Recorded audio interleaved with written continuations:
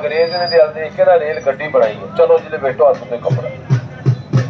ये चलता इस तरीके जिस तरीके रेल गड्डी सर बंदे दियां पसंद वेटा मारे, बंदे दियां पसलियां तोड़ दे।